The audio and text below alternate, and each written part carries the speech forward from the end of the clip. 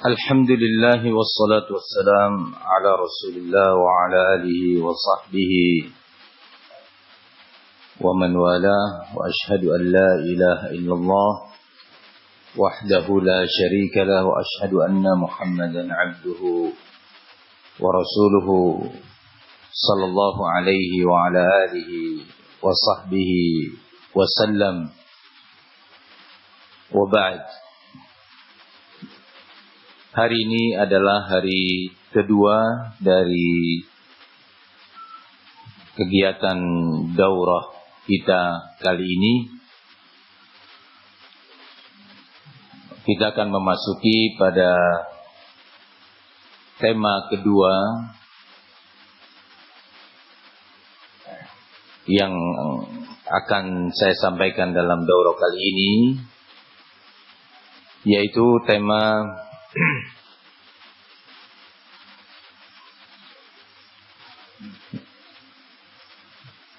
kembali kepada ulama al-akabir, bukan sekedar kata-kata yang indah diucapkan oleh lisan. Judul ini memang dipilih dan ditetapkan untuk mengingatkan seluruh salafiyin terkait salah satu prinsip pokok al-manhajus salafi, salah satu prinsip dasar manhaj yang diwariskan oleh as-salafus salih adalah saat terjadi permasalahan besar terkhusus menimpa kaum muslimin dan mengancam keselamatan iman, keselamatan akidah, ibadah atau keselamatan dan keamanan hidup mereka di negerinya, adalah wajib untuk mengembalikan kesimpulan hukum dan jawaban terhadap problem atau fenomena tersebut kepada al-ulama al-akabir, atau disebut juga dengan istilah al-ulama al-kibar.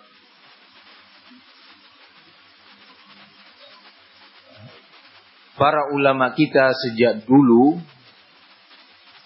selalu menekankan prinsip ini.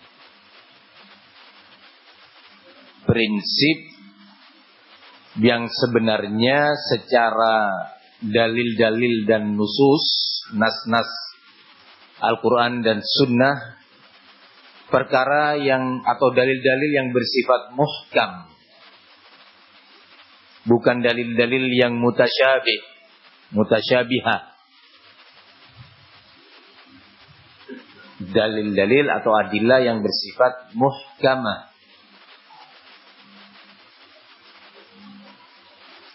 Namun di saat fitnah terjadi menimpa umat, dalil-dalil yang tadinya sudah muhkamah itu pada penerapannya dijadikan mutasyabihah. Pada penerapannya ada upaya-upaya pengkaburan penerapan dalil-dalil tersebut. Prinsip ini di samping dinasehatkan oleh salaf sebagaimana insyaallah kita akan dengar, juga dipraktekkan oleh mereka dalam menghadapi fenomena dan problem yang menimpa umat. Contohnya, saat fitnah kaum Haruriyah atau kaum Khawarij muncul, kemudian Khalifah Ali bin Abi Thalib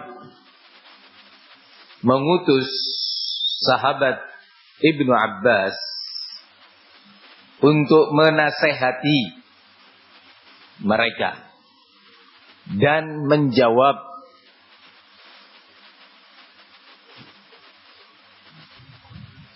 upaya pengkaburan makna dan penerapan dalil-dalil yang dilakukan oleh kaum Haruriyah,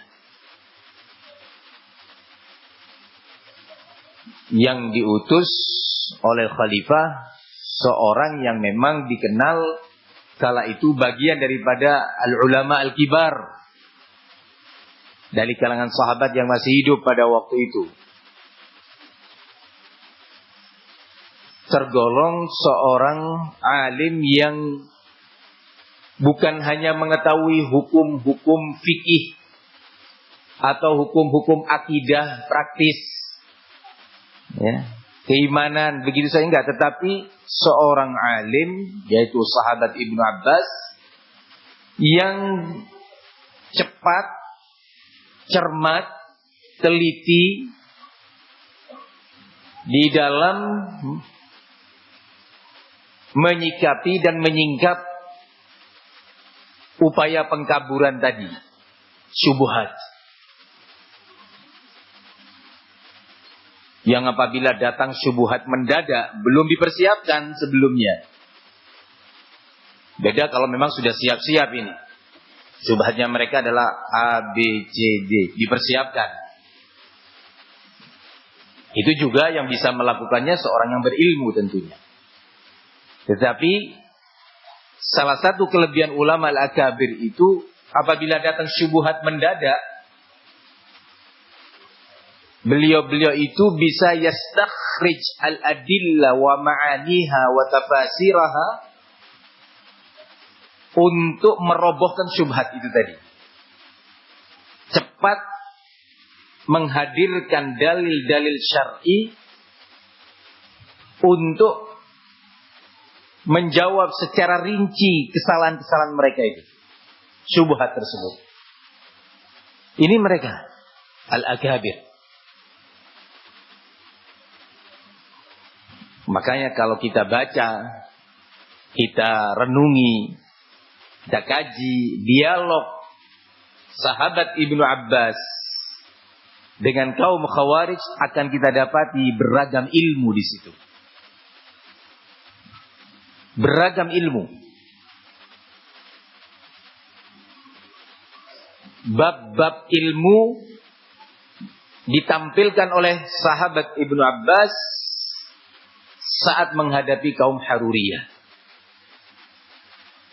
Di antara yang menarik dari dialog itu adalah Ibnu Abbas mengajukan salah satu pertanyaan yang dikedepankan oleh beliau adalah, afikum ahadun min ashabin Nabi sallallahu alaihi wasallam. Apakah di tengah-tengah kalian ini, di barisan kalian, barisan perjuangan kalian ini, ada satu orang sahabat Nabi? Mereka terdiam. Sahabat Nabi yang kepada mereka Al-Quran itu turun dan tahu maknanya. Sahabat Nabi yang ditanyakan, siapa sahabat Nabi posisinya pada waktu itu di hadapan umat? Mereka adalah akabirul ulama. Ulama-ulama kibar. Yang bisa menjawab tantangan yang muncul seketika. Dengan cermat, teliti, rinci.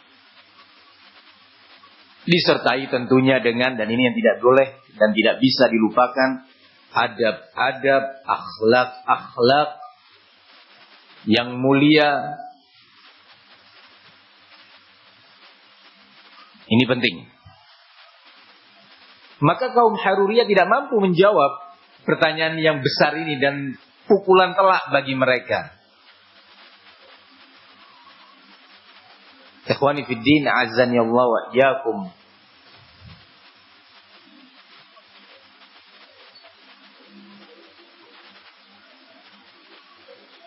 Nasihat-nasihat berlisan yang ternukilkan dari as-salaf antara lain dan yang masyhur adalah nasihat sahabat Abdullah ibn Mas'ud radhiyallahu anhu, di mana beliau mengatakan, la yazalun nas bi khairin ma akhadul ilma an akabirihim wa idza akhaduhu an asaghirihim wa shirarihim halaku.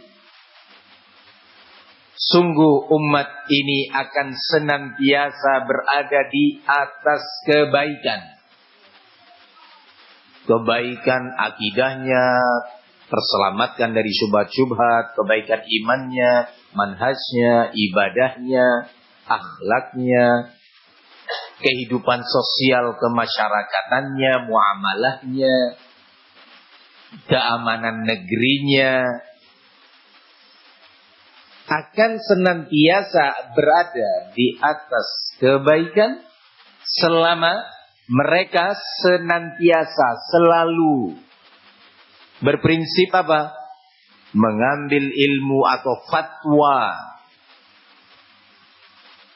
bimbingan dalam kasus-kasus besar kepada al-ulama al-akabir, ulama kibar di kalangan mereka.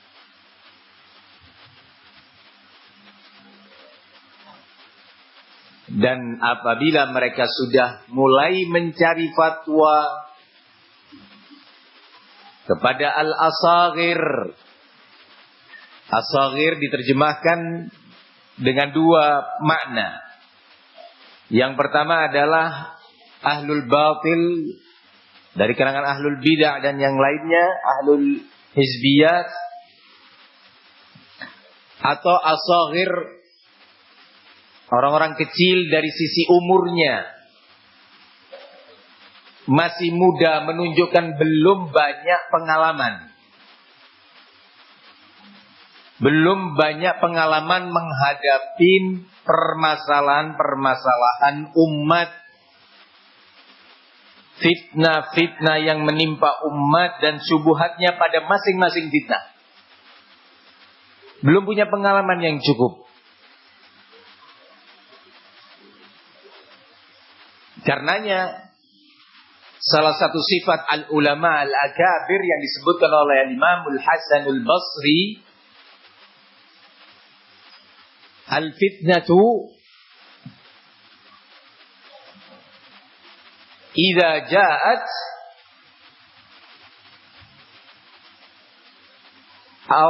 idza aqbalat alimaha kullu alimin. Wa idza adbarat alimaha kullu jahilin. Bahwa fitnah itu pada awal munculnya, api fitnahnya itu masih kecil, jauh di sana. Al-alim al-kabir, kabir fil ilmi, kabir fi al-fadl, wa kabir fi tajrubah, besar atau tua umurnya dari sisi umur, atau dia kabir dari sisi keutamaannya, atau dia kabir dari sisi pengalamannya. Mengetahui fitnah itu fitnah. Itu akan nanti ke arah sini dan dia akan datang begini. Maka para alim ini memberikan rambu-rambu kepada umat. Mulai membentengi umat, mempersiapkan umat untuk mempertahankan akidahnya, manhajnya dan seterusnya. Al-alim, waspada, hati-hati, begini dan begitu. Allah mengatakan demikian, persiapan menghadapi fitnah. Hadis Rasul mengatakan demikian, wahai umat, jauh-jauh hari. Seorang alim sudah bisa memperkirakan efek negatif yang akan muncul dari fitnah ini berdasarkan dalil-dalil. Wah, kalau sudah mulai ada ucapan seperti ini, biasanya nanti akan melahirkan keyakinan-keyakinan seperti ini, akan memunculkan sikap-sikap seperti ini pada umat. Maka alim mempersiapkan benteng itu tadi. Itu fitnah ketika awal muncul percikannya. Belum berkobar apinya. Apalagi sudah mulai membakar, belum. Baru percikan api fitnah. Dan ulama pun mengobatinya dengan tenang. Dengan hikmah. Dengan akhlak.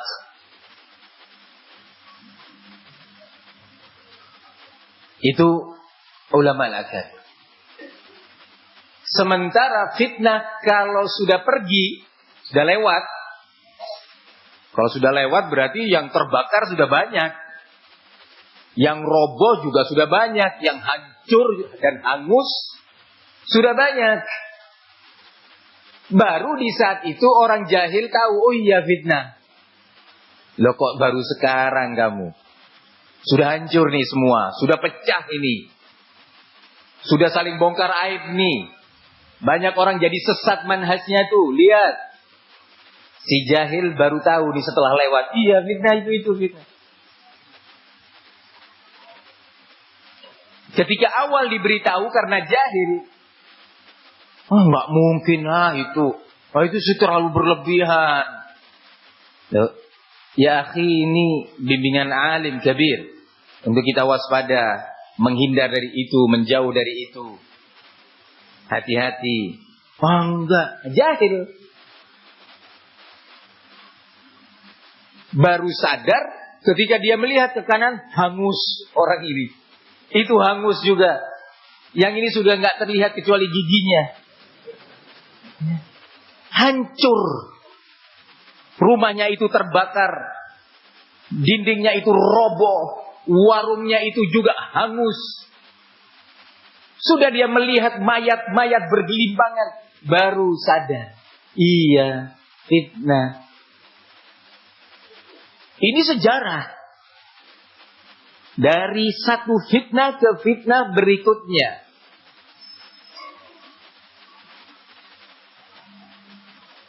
Al-Imamul Hasanul Basri menggambarkan dua jenis manusia. Yang pertama, alim. Yang kedua, jahil. Alim adalah pihak yang bisa membaca dan mengidentifikasi fitnah ketika baru awal akan muncul percikannya itu. Terlihat, nah itu. Jahil seperti tadi yang saya gambarkan. Tapi seringnya kalau jahil murni karena kebodohan, murni karena ketidaktahuan, biasanya kalau sudah tahu dan merasakan, dia sadar. Iya. Anak selama ini jahil. Sekarang saya percaya. Sekarang memang iya. Astagfirullah. Ya. Ini jahil. Seringnya seperti itu. Kalau murni urusannya karena apa? Kejahilan, kebodohan, ketidaktahuan, tidak ada ilmu. Tapi ada golongan ketiga yang mungkin disebutkan dalam nas-nas Al-Quran, nas-nas hadis, yang fitnah ketika datang dia tidak tahu, tidak menyadarin, ya. Ketika awalnya saat fitnah terjadi dan sudah banyak memakan korban, dan dia tahu ini adalah fitnah, bahwa yang itu adalah syubhat sebenarnya yang dulu beredar, yang dulu dikampanyekan, itu sebenarnya adalah kedustaan-kedustaan. Setelah tahu bahwa itu adalah fitnah, dia tetap gak peduli, masih menghasung fitnah tadi, masih saja menyuarakan kesesatan tersebut. Ini namanya kelompok ketiga, namanya safih, orang yang dungu, sahibu hawa, pengekor dan pengikut hawa nafsunya, gengsinya.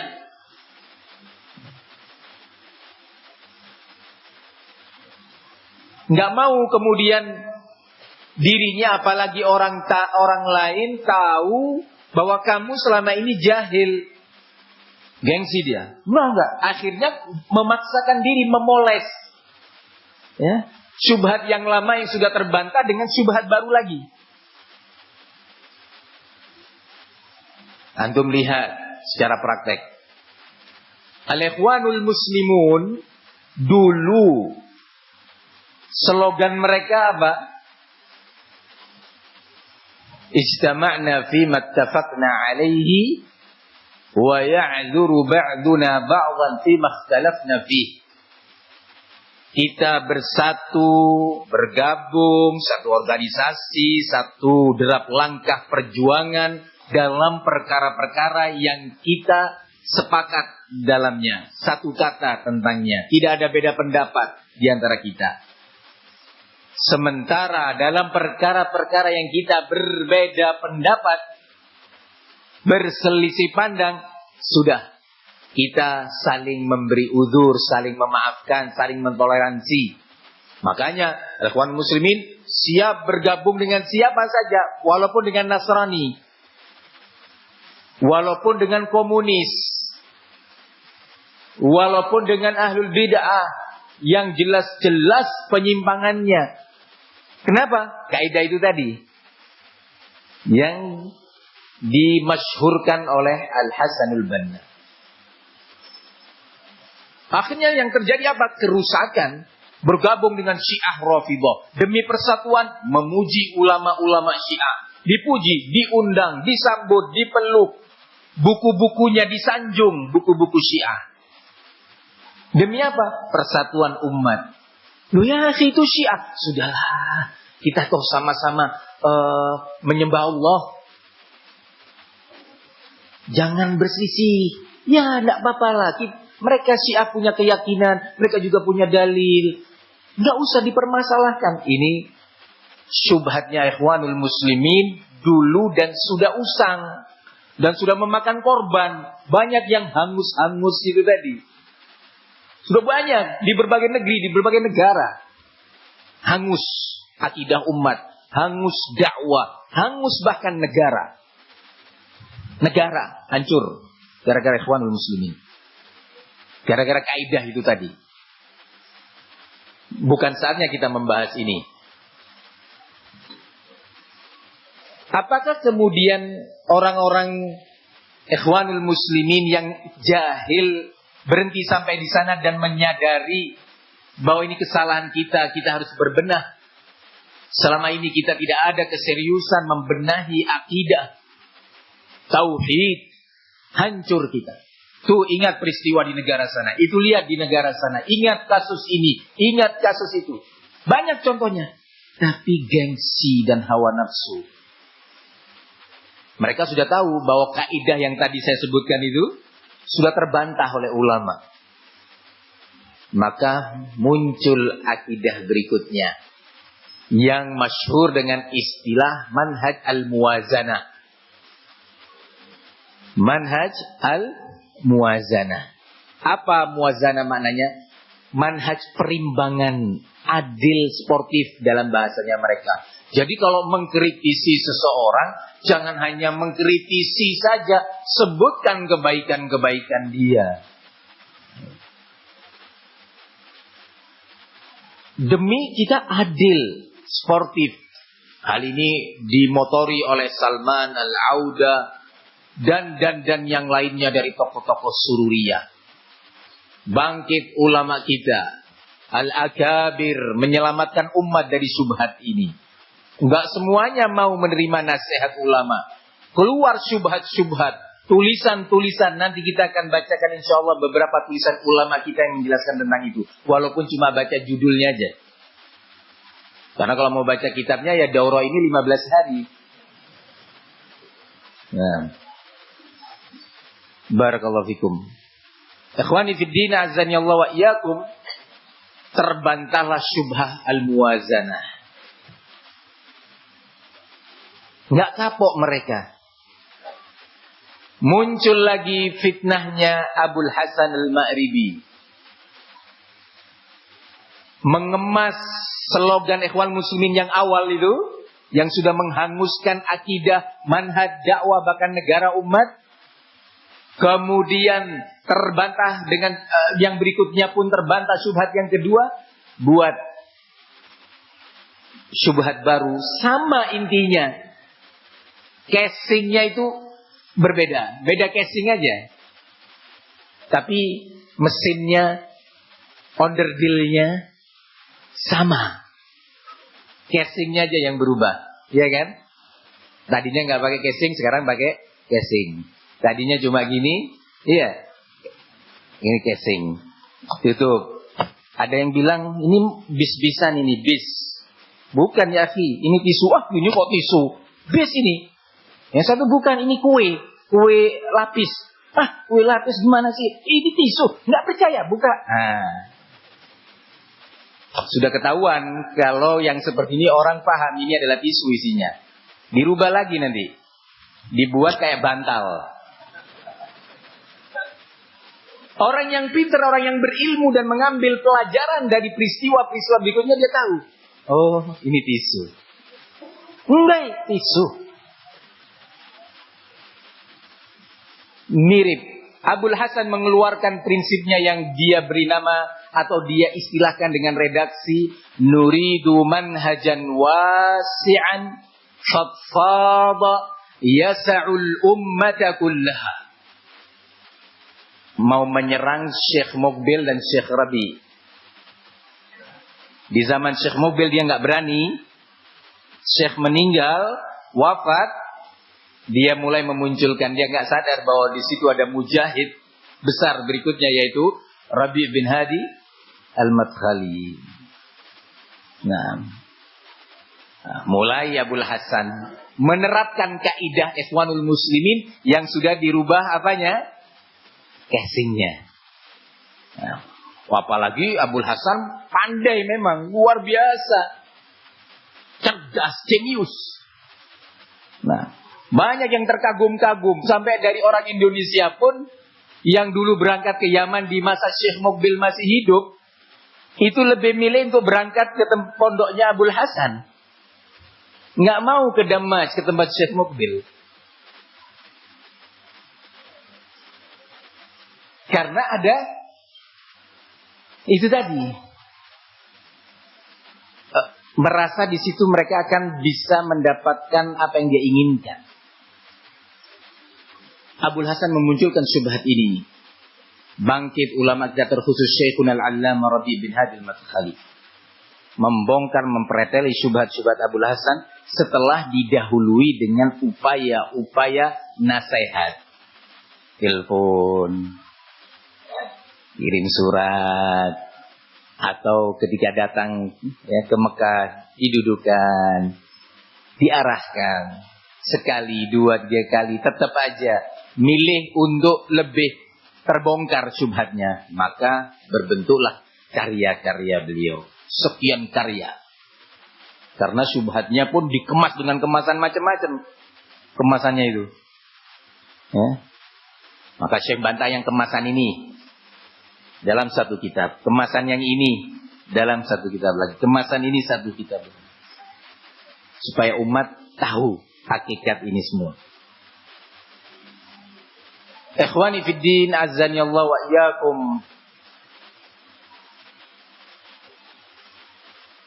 Syubhat Abul Hasan terbantah. Slogan Ikhwanul Muslimin yang dulu masih terus dipertahankan ini. Tisunya ini masih dipertahankan. Tisu ya tisu gitu. Dibuat kemasan baru lagi. Dimotori oleh Ali Hasan Al-Halabi. Nah, dengan mengatakan sekian redaksi ini, sekian redaksi, nggak kalah licinnya yang ini. Ya. Ilmu jarh wa ta'dil itu hanya khusus dalam periwayatan ilmu hadis, bukan untuk menilai, mengkritisi ahlul bid'ah atau akidah. Terkait itu aja. Dan ini dipretelin lagi, ya, redaksinya nanti. Nah, barakallahu fikum. Jadi kayak orang jual mobil selundupan, tahu mobil selundupan? Kalau dijual utuh gitu ketahuan, ketangkap kan? Dijual mesinnya, diambil turbonya, diambil apa laginya, ininya semua pecar sana sini, ya laku. Orang yang ngerti tahu, oh bahaya ini. Ini mesinnya Mercy, iya Mercy. Tapi kalau dipasang ke casing yang ini bahaya nanti. Ya, ada yang ngerti mobil. Ya. Nah, ini turbonya, BMW. Iya, bagus ini. Nanti kita pasang kok. Panther. Kalau dipasang ke Panther itu jadinya nanti gini loh. Yang ngerti.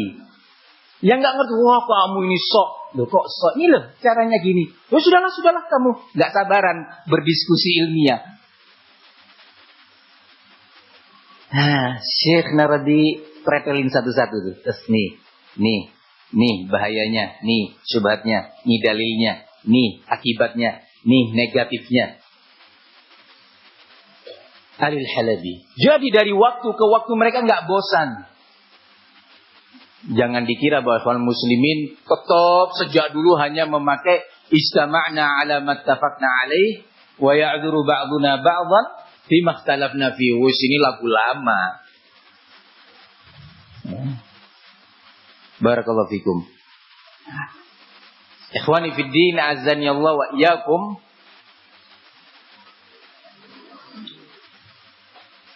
Maka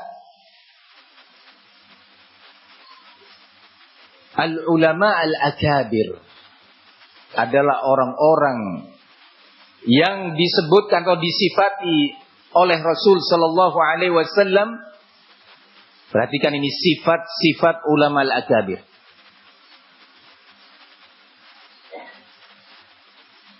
Qala yahmilu hadzal ilma min kulli khalafin uduluhu. Akan membawa panji ilmu ini. Ilmu apa? Ilmu din, ilmu Islam, ilmu akidah, iman dan seterusnya. Pada setiap generasi adalah orang-orang al-udul yang bersifatkan dengan sifat adil.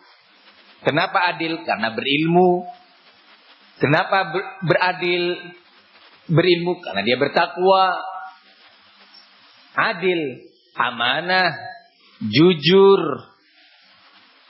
Ini makna al-udul. Berilmu dan bertakwa. Beramal dengan ilmunya. Melandasi sikap-sikapnya di atas ilmu dan takwa, adil dan sportif. Ini al-udul. Jujur dalam sikap-sikapnya, baik lisannya maupun sikap-sikap maknawinya. Ikhwani fid din rahimani wa rahimakumullah. Apa pekerjaan al-udul pada setiap generasi? Nabi mengatakan, yanfuna anhu tahrifal ghalin wa intihala al-mubtilin wa ta'wila al-jahili. Mereka-mereka ini adalah tugasnya dan pekerjaannya membersihkan ilmu ad-din, ilmu iman, ilmu manhaj, ilmu akidah, ilmu ibadah, ilmu akhlak, ilmu yang terkait dengan Al-Quran dan penafsirannya, ilmu yang terkait dengan sunnah dan penafsirannya, dari noda-noda tahrif, penyelewengan makna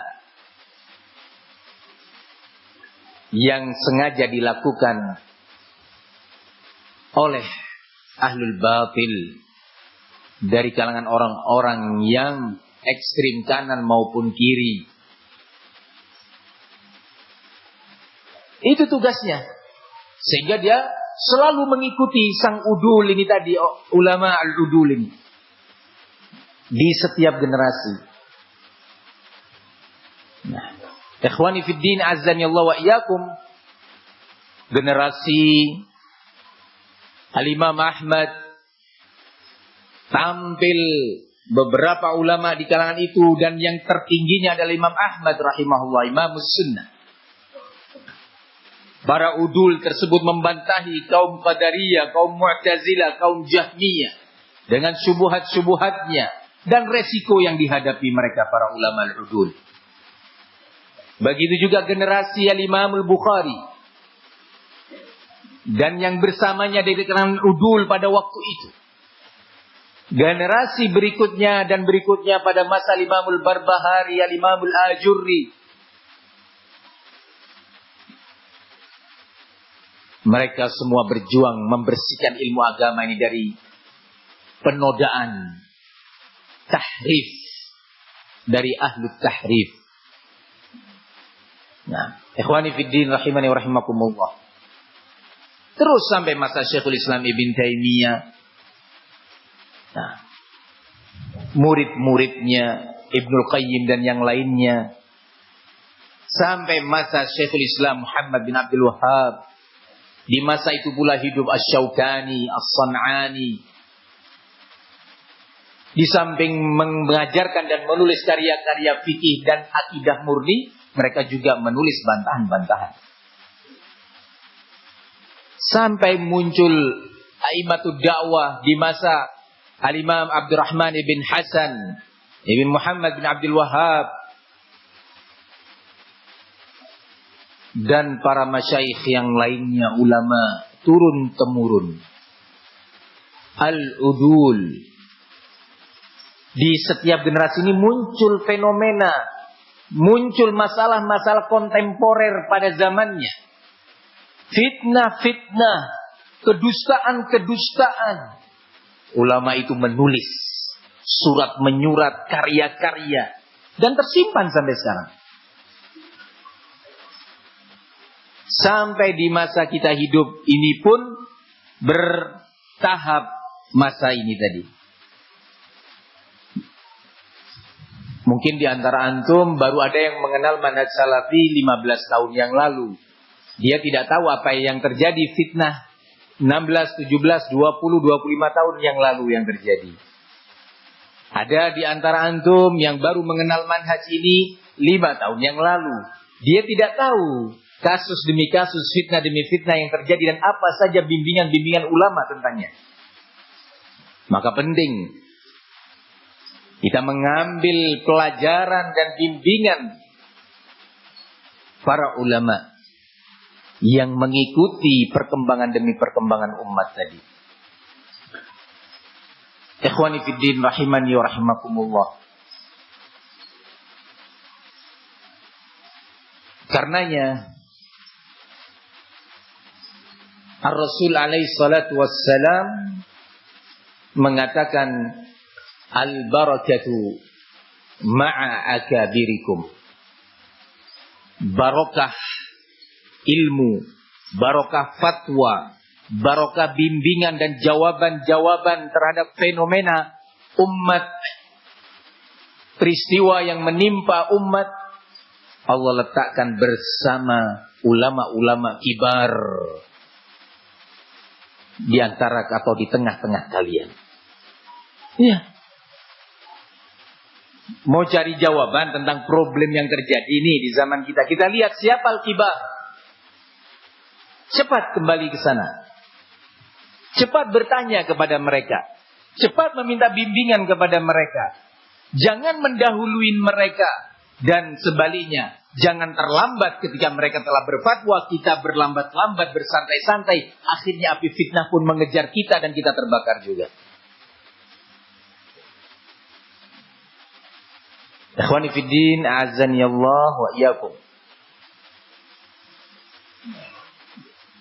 Prinsip penting dalam prinsip-prinsip salafi, manhajus salaf yang ini juga Allah tekankan di dalam ayatnya yang sering disebutkan di dalam kajian-kajian ahli sunnah dan dituliskan oleh para ulama-ulama sunnah.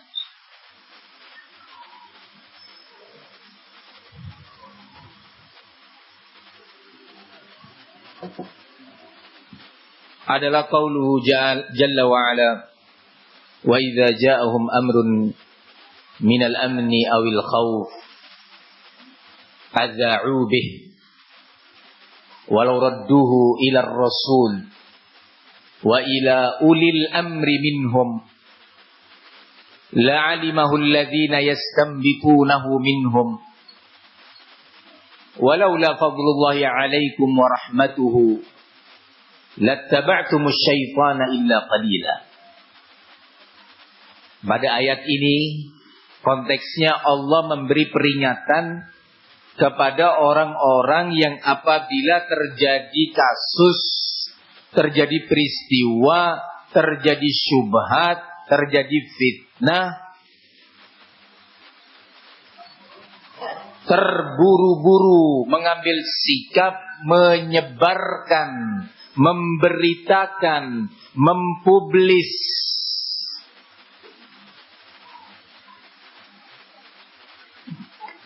ke tengah-tengah umat, baik berita tersebut, kasus tersebut yang terkait dengan keamanan atau ketentraman umat Islam, atau berita dan kasus yang materinya berisi ancaman yang menakutkan, mengkhawatirkan umat Islam. Luas makna dua kata ini.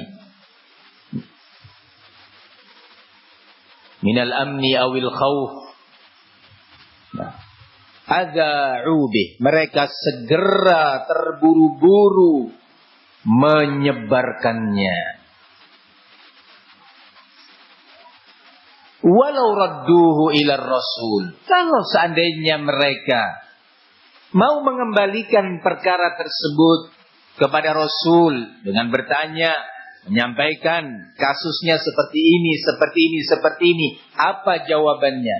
Atau kalau memang Rasulullah sudah wafat, tidak ada di tengah-tengah mereka, ulil amri minhum, mau mengembalikannya kepada waliul amr di tengah-tengah mereka. Siapa waliul amr ini? Dua, al-umara wal ulama.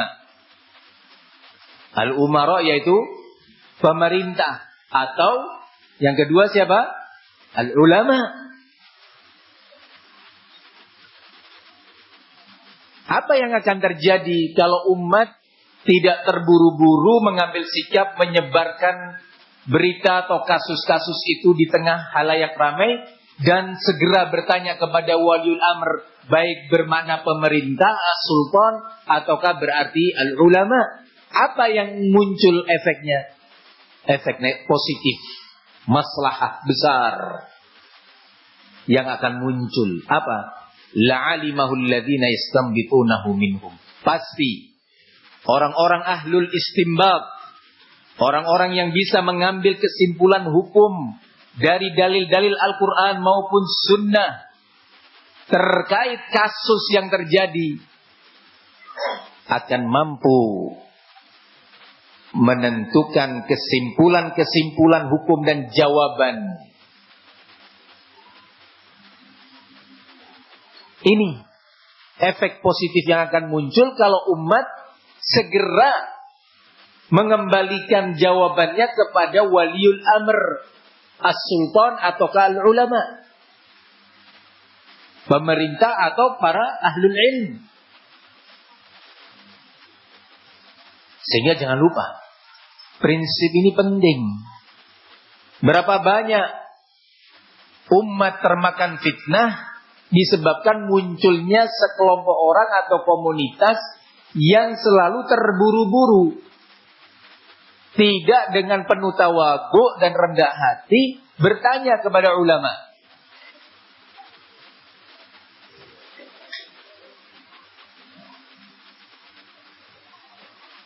Banyak hal, terlepas dari urusan fitnah yang kali ini menimpa salafiyin di banyak negara, kasus umum saja. Misalkan ada suatu masalah makanan, ini makanan halal apa haram ya? Iya, katanya ini ada mengandung lemak babinya, katanya begini, disebarkan di surat kabar, katanya itu mengandung enzim babi, ini itu. Dia sebarkan. Hati-hati. Ingatkan keluarga. Nah, ini perkara besar terkait halal haram, menyentuh kepentingan masyarakat luas. Pertanyaannya, kamu ini ulama? Bukan. Kamu ini pakar di bidang permasalahan tersebut yang disebut ada enzim, ada zat ini. Kamu apa? Kamu apa sih basicnya? Saya pedagang kasur. Lah kamu apa? Saya pemain sepak bola. Lah kamu? Saya dokter spesialis jantung. Oh, spesialis jantung, bukan farmasi, bukan biokimia, bukan ini, bukan. Berarti bukan bidangnya kan? Walaupun dokter, ya kan? Ada bidangnya. Lah kamu apa? Saya dokter hewan. Oh, dokter. Tapi dokter hewan. Bukan bidangnya, Pak. Allah memerintahkan dalam ayat tadi, kalau seandainya mereka tidak terburu menyiarkan berita tersebut dan segera mengembalikannya kepada ulil amri minhum, tanyakan kepada ulil amr. Ulil amr dengan makna ulama, cari fatwa. Untuk cari fatwa, kumpulkan data yang otentik. Jangan di medsos. Otentik dari ahlinya. Nah,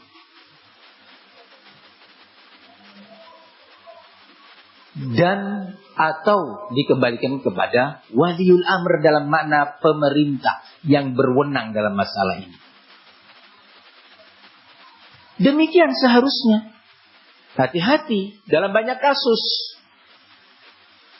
Jangan terburu-buru menyimpulkan. Antum kira bahwa walaupun itu sikap pribadi, tidak akan ditanya oleh Allah Subhanahu wa ta'ala di akhirat nanti. Akan ditanya. Begitu juga dalam urusan akidah, urusan manhaj. Jangan terburu-buru. Kembalikan kepada alimnya, kepada yang ahli di bidang tersebut. Siapa mereka? Al-udul. Apa tugas al-udul? Tadi sudah disebutkan. Ayo kita lihat di zaman kita siapa yang memenuhi kriteria-kriteria yang disebutkan dalam hadis tadi.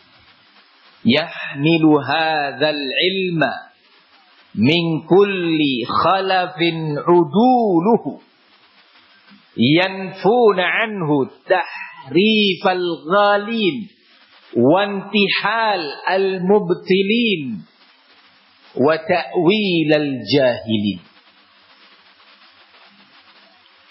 Ikhwani fid din rahimani wa rahimakumullah.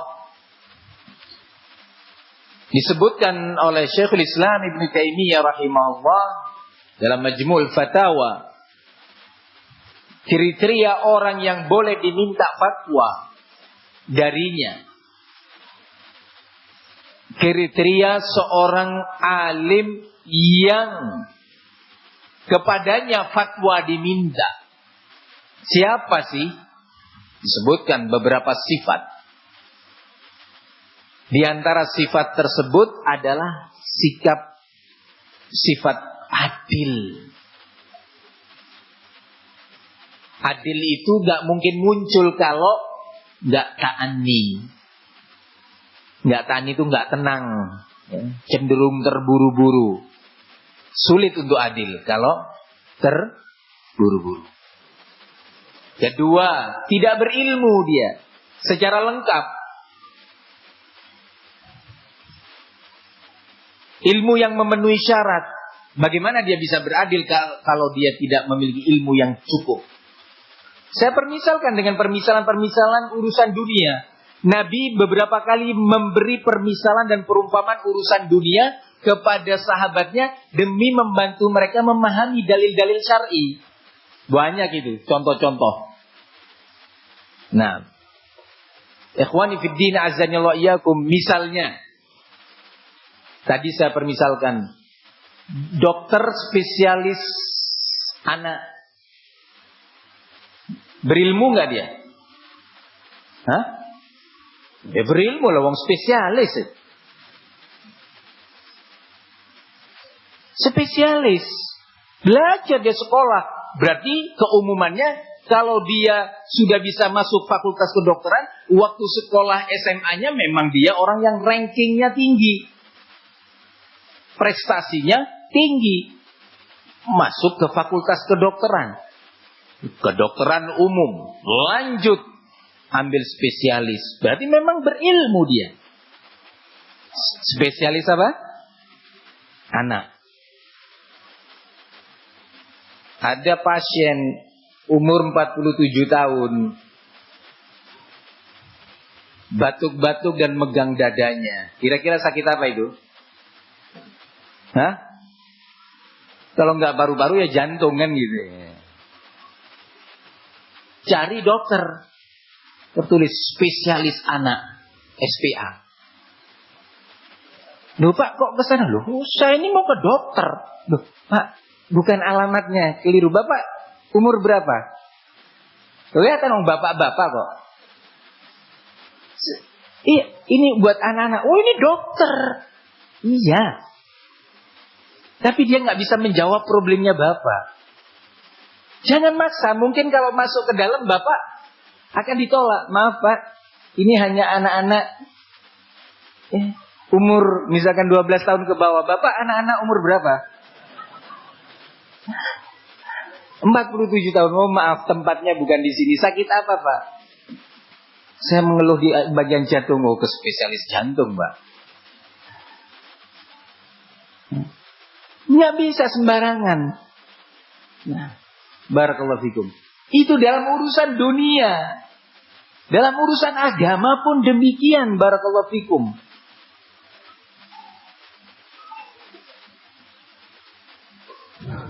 Ikhwani fid din, azzani Allah wa iyyakum. Ini satu masalah penting.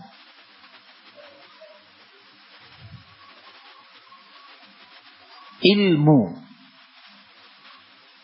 yang menjadikan dia seorang spesialis.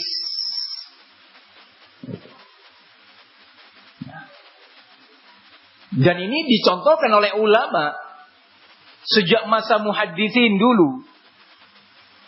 Ya. Sejak masa muhadditsin. Diterangkan satu sama lain bagaimana Syu'bah menyikapi At-Tsauri. Bagaimana barakallahu fikum na'am Hammad ibn Zaid perbandingannya dengan Hammad ibn Salamah. Dan seterusnya dari a'immatul muhadditsin. Nah, Al-Imam Syafi'i Siapa yang nggak kenal Imam Syafi'i? Imam, faqih, muhaddis juga. Jangan ditanya tentang keutamaannya, luar biasa. Tapi saat terkait dengan ilmu periwayatan dan rijalul hadis, bertanya kepada Imam Ahmad, kenapa? Memang lebih spesialis di bidang ini. Demikian selanjutnya. Barakallahu fikum. Syekh Muqbil, muhaddis. Tapi saat ditanya, ya Syekh, bagaimana kami para thalabatul ilm, para pelajar, menyikapi perbedaan pandang antara antum dengan Syekh Al-Albani dalam pensahihan atau pendhaifan sebuah hadis. Maka Syekh menjawab, antum, karena yang tanya adalah thalabatul ilm, bukan ikhwan biasa, para pelajar yang memang belajar kaidah-kaidah hadis. Antum thalabatul ilm, pelajarin hujjah masing-masingnya sesuai dengan kaidah-kaidah yang sudah antum pelajarin. Tapi kalau antum sulit menentukan, ada kondisi sulit menentukan ini, gimana? Khud biqaulil Asy-Syaikh Al-Albani fa innahu a'lam wa awthaq minni. Ambillah pendapat Asy-Syaikh Al-Albani karena dia lebih berilmu dan lebih kokoh dibandingkan aku.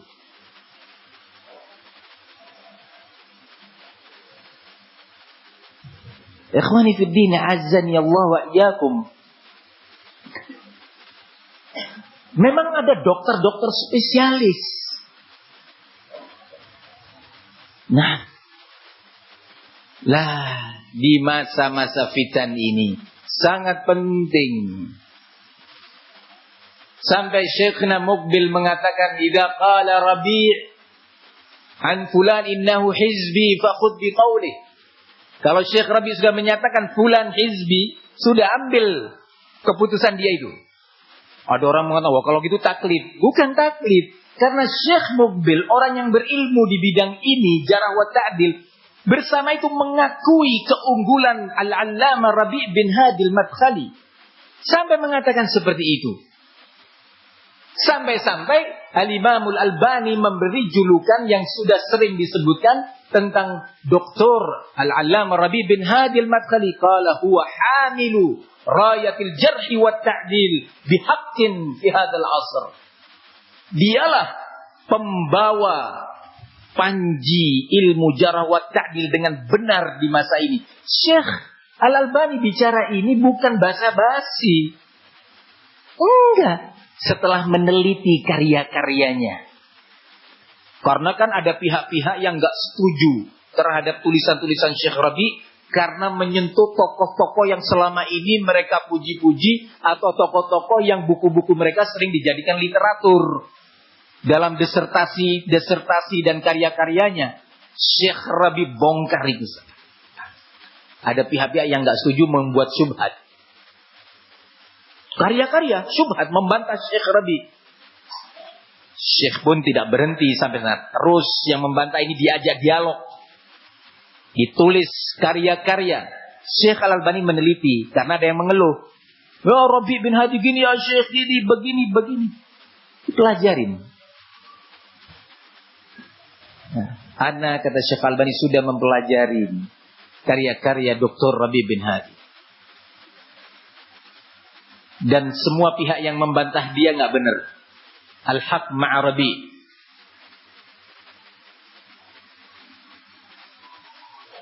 Ikhwani fid din, azzani Allah wa iyyakum.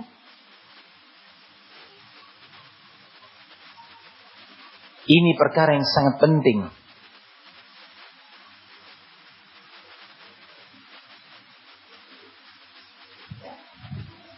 Sebagian ulama kibar pun ketika ditanya, ya Syekh, bagaimana pendapat antum tentang Syekh Rabi'?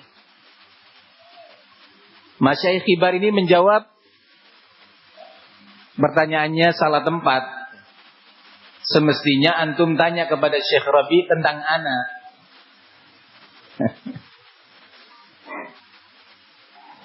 Nah, ikhwani fid din rahimani wa rahimakumullah.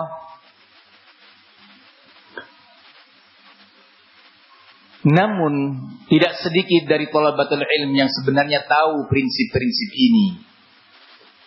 Namun pada prakteknya, saat fitnah tertentu menyentuh kepentingannya, lupa terhadap kaidah-kaidah ini. Lupa terhadap prinsip yang pokok dan mendasar ini. Coba kita lihat beberapa permasalahan yang terjadi. Sebelumnya penting saya tegaskan atau saya terangkan bahwa seorang itu dinyatakan sebagai alim yang spesialis tidak hanya sebatas berdasarkan pujian-pujian dan rekomendasi-rekomendasi ulama, enggak. Itu akan terbukti dengan praktek. Sekali lagi saya ulang, bahwa seorang alim dia dinyatakan sebagai spesialis, orang yang berilmu di bidang ini dan itu, tidak hanya sekadar bersandar kepada pujian-pujian dan rekomendasi atau tazkiyah ulama. Ini ya salah satunya, tapi bukan satu-satunya. Apa yang berikutnya dan tidak kalah pentingnya? Bukti praktek di lapangan.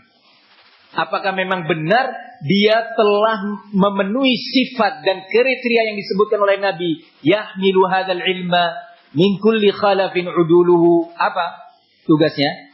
Fungsinya? Yanfuna anhu tahrifal ghalin.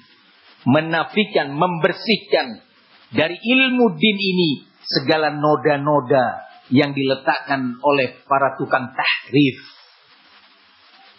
Praktik terus terbukti nih. Kasus ini dia menjawab, kasus ini dia menjawab, syubhat itu dia bongkar, setelah itu dia menulis karya, terus dari waktu ke waktu. Gigih, ilmiah, adil, sportif, beradab.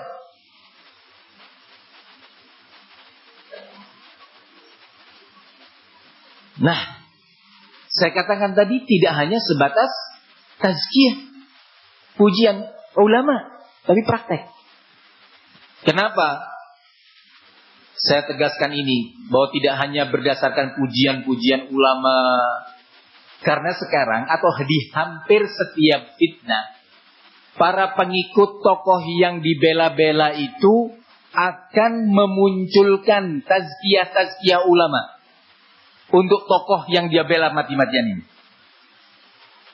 Contoh, antum masih ingat fitnah Yahya al-Hajuri? Ketika muncul sejak tahun 2006 ke permukaan. Saya katakan ke permukaan karena memang baru diketahui banyak orang pada tahun 2006. Tapi Syekh Rabi sudah mengetahuinya mungkin 3-4 tahun sebelum itu. Proses dilakukan oleh Syekh. Surat menyurat, telepon, kirim utusan. Ya, untuk membenahi keadaan. Perhatikan ini baik-baik.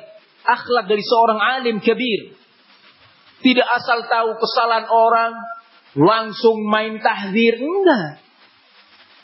Selama dia masih mengaku dirinya sebagai ahli sunnah dan sebagai salafi, hidup di tengah-tengah salafiyin, tenang. Jangan terburu-buru. Jangan bikin gaduh. Itu dipraktekkan oleh Syekh Rabi. Mungkin antum setel ulang kaset-kaset atau rekaman-rekaman penjelasan asatidzah tentang fitnah hajuriyah. Yang asatidzah sudah mulai menjelaskan pada tahun 2008, 2009 dan seterusnya. Apa yang dilakukan oleh Al-Hajuriyun? Yang terakhir Syekh Rabi sudah keluar vonisnya setelah melalui proses panjang. Setidaknya 7 tahun sejak munculnya ke permukaan, atau bahkan mungkin 11 tahun sejak Syekh Rabi sudah mengetahui kasus orang ini. Laporan-laporan masuk kepada Syekh. Laporan dengan data. Bukan laporan kosong. Makanya Syekh kirim surat. Sampai kepada ana berita begini. Barakallahu fiik. Wa antum sebenarnya orang baik. Jazakallah khair upaya antum selama ini. Allah yubarik fiik. Cuma tolonglah masalah ini. Tertutup, suratnya tertutup. Tersimpan. Kita nggak tahu. Kita kalau batul ilm atau ustadz-ustadz di Indonesia, jangan gitu. Masyayikh yang ada di Madinah dan Mekah pun nggak tahu. Masyayikh yang ada di Yaman pun nggak tahu. Ditutup oleh Syekh. Perhatikan nih, kasih sayang seorang ayah kepada putra-putranya. Umur beliau sekarang insya Allah kurang lebih 88 tahun atau 89 tahun.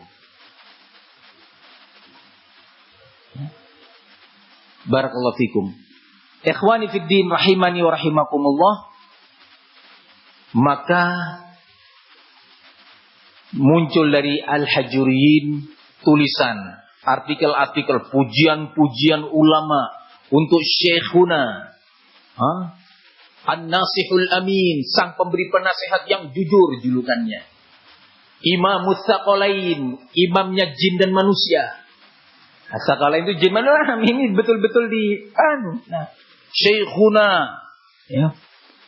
Dalam kedermawanannya mirip dengan Utsman bin Affan. Dalam keberaniannya mirip dengan Umar bin Khattab. Dalam kekuatan hafalannya mirip dengan Imam Bukhari.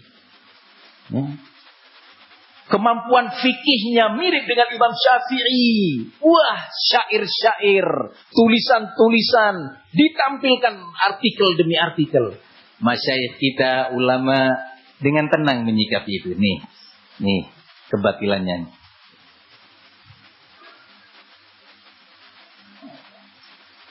Sampai detik terakhir pada tahun kurang lebih tahun 2013 Syekh Narabi sudah merasa sudah sampai pada puncaknya menasehatin. Sementara efek negatifnya di berbagai negara termasuk di Indonesia, termasuk di tempat antum di Kendari ini, ya, sudah dirasakan efek negatifnya.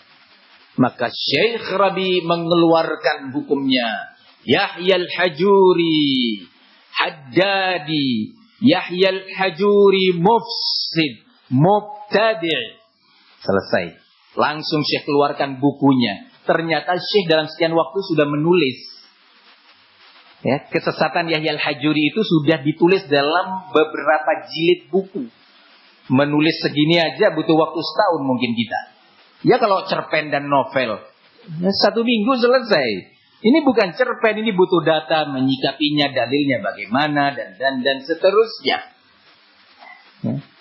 Keluar 2 jilid besar, membantah Yahya al-Hajuri. Calon doktor mungkin nggak mampu menulis seperti itu di universitas Islam. Perkara yang kita merenung dari awal, nggak tahu kalau ini ternyata syubhat berbahaya. Murid-muridnya membanggakan, Syekh kita punya karya ini, punya karya itu. Dibaca oleh Syekh Rabi. Dibaca. Kesiannya talabatul ilm. Para dokter-dokter umum atau mantri-mantri, perawat-perawat ini. Maka sang profesor di atasnya spesialis tahu kalau ini bermasalah. Ditulis oleh Syekh. Disimpan dengan harapan Yahya al-Hajuri masih mau menerima nasihat dan ini bisa tersampaikan secara tertutup. Tetapi ternyata dia maksa.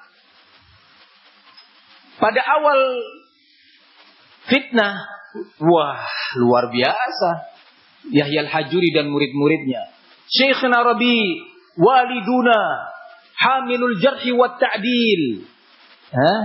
Hamil liwa al-jarhi wa ta'dil Rabi bin Hadi. Yang satu menyatakan Syekh Al-Imam Al-Mujahid, Syekh Rabi. Nah, ketika ditanya Yahya al-Hajuri, kenapa divonis ya, Syekh Abdurrahman Al-Adani rahimahullah sebagai hizbi mubtadi, apa dalilnya? Ya, Syekh kami punya dalil. Nanti akan disampaikan kepada Syekh Rabi. Lah, kalau memang ada dalil dan mau disampaikan ke Syekh Rabi, kenapa sudah keluar tahdzir? Iya kan? Nah. Seperti orang sakit jantung tadi, ya. Kamu nanti mau ke dokter spesialis, ya. Tapi saya mau ke apotek dulu, mau beli obat ini, beli obat itu. Dan terus dari mana tahu obat-obatnya? Ya nanti saya akan jelaskan ke dokter. Ya ilaha illallah, la ilaha illallah. Nah ya apa dalilnya bahwa si fulan dan fulan ini hizbi? Iya nanti kalian akan tahu. Kalau kalian tahu apa yang kami ketahui, pasti kalian juga akan mengatakan dia adalah hizbi. Nah iya, sekarang kami ingin menghukumi supaya kami selamat. Apa dalilnya? Nanti. Sudah berangkat haji, ketemu Syekh Rabi di Mekah. Ditanya oleh Syekh, apa dalilnya antum memvonis beliau-beliau ini sebagai hizbi? Ada dalilnya. Nah ya apa kata Syekh? Ada Syekh. Nanti, insyaallah nanti kita akan. Loh, kalau masih nanti kenapa sudah ribut dan pecah? Tahzir sudah keluar, salafin pecah. Kenapa? Dan benar sampai akhir pun gak mampu mengeluarkan satu hujah pun. Karena sang imam tadi sudah mengatakan tidak ada hujah. Ini permasalahan-permasalahan pribadi. Sudah dipelajarin. Sama spesialis atau sang profesor ini tadi. Dipelajarin. Tapi terus pujian nih Syekh Mukbil merekomendasi mentazkiyah Syekh kami. Nih dikeluarkan lembaran-lembaran, rekaman-rekaman suara. Ya. Syekh Fulan di Yaman mengatakan tentang Syekh kami adalah begini dan begitu. Dan seterusnya. Ternyata kalau kita mundur ke belakang fitnahnya Faleh Al-Harbi, Al-Haddadi. Mungkin antum sebagian heran, siapa lagi nih orang? Kok Ustadz nyebut macam-macam. Nah, tadi Hajuri, sekarang Faleh Al-Harbi. Nah. Fitnah Faleh Al-Harbi terjadi pada kurang lebih tahun 2003-2004 meledaknya itu.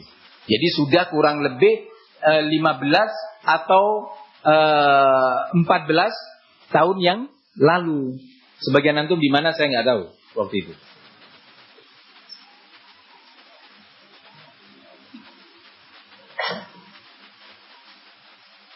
Saya kenalkan siapa Faleh Al-Harbi. Saat Syekh Rabi mulai menulis surat-surat nasihat buat bahasanya Syekh Faleh Al-Harbi. Sudah sepuh.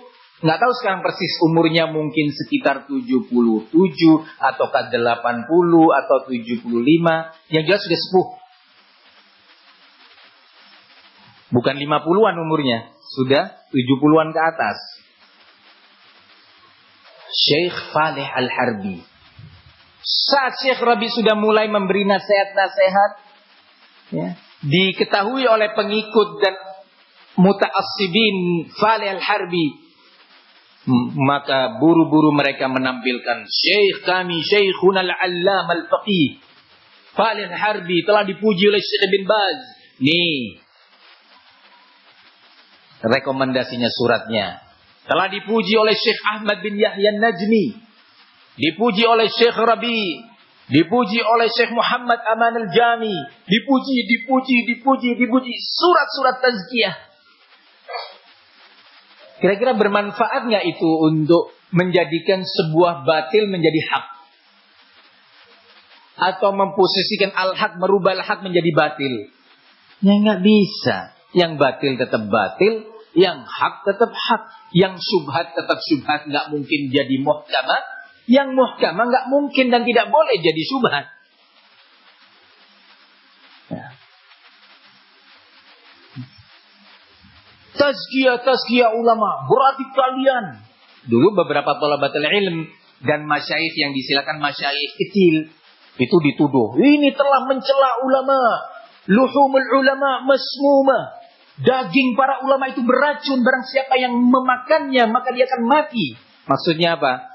Yang mengghibai ulama kan diperumpamakan oleh Allah, orang yang mengghibai saudaranya muslim seperti memakan daging saudaranya yang telah mati. Maka ada istilah di kalangan ulama, luhumul ulama masmumah. Dagingnya ulama itu ya, beracun. Maksudnya apa? Dagingnya yang dimakan dengan melalui riba, kalau diteruskan akan mati. Mati akidahnya, mati hancur dan rusak manhajnya. Memang betul ucapan ini, tapi penerapan sekarang. Syekh Faleh adalah, lihat ini pelajaran-pelajaran yang beliau berikan. Karya-karyanya ini. Bukan itu pembahasannya. Ya sudah, nggak apa-apa. Dia sudah direkomendasi di tazkiyah. Tapi apakah kamu bisa menjamin seorang hamba tetap hatinya itu istiqomah, tidak berbalik? Hah? Nggak ada yang bisa menjamin. Nggak ada. Inna qulubal ibad baina asbi'aini min asabi'ir rahman yuqallibuha kaifa yasha, kata Nabi. Sesungguhnya hati manusia itu berada di antara dua jemari Ar-Rahman, Allah tabaraka wa taala. Allah bolak-balikkan hati-hati tersebut sesuai dengan kehendaknya. Ikhwani fiddin, azzani wa iyyakum. Insyaallah kita akan melanjutkan kajian ini pada bagian kedua selepas sholat asar insyaallah taala, dan selepas sholat duhur atau selepas istirahat nanti Ustadzuna Al-Ustadz Qamar Suaidi hafizahullah akan melanjutkan pembahasan tema penjabaran rukun iman. Semoga bermanfaat. Wassallallahu wasallam wa barak ala nabiyina Muhammad wa ala alihi wa sahbihi wasallam. Walhamdulillahirabbil alamin.